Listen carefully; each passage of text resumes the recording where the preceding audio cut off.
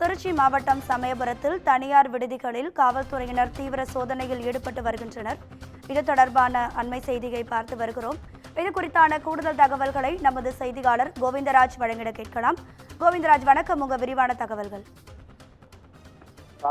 திருச்சி மாவட்டம் சமயபுரம் பகுதியில் சக்தி தலங்களில் பிரசித்தி பெற்றதும் பக்தர்களின் பக்தர்கள் அருள்மிகு சக்தி வாய்ந்த அம்மனாக கருதக்கூடிய சமயபுரம் மாரியம்மன் கோவில் இயங்கி இருக்கிறது. இப்பகுதியில் கோவிலை சுற்றி ஏராளமான தங்கும் விடுதிகள் இருக்கின்றன. அங்கு சட்டவிரோதமாக விபச்சாரம் நடப்பதாக அவ்வப்போது தகவல்கள் வெளியாகி இருக்கிறது.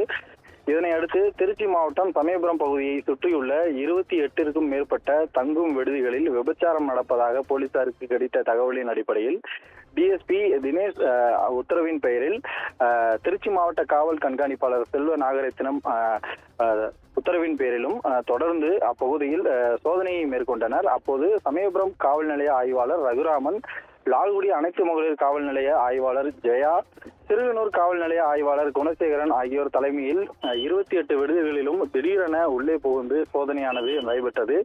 இந்த சோதனையின் பெயரில் அங்கு சட்டவிரோதமாக தங்கியிருந்த 5 ஜோடிகளை அழைத்து சென்று தற்போது போலீசார் விசாரணை மேற்கொண்டு வருகின்றனர்.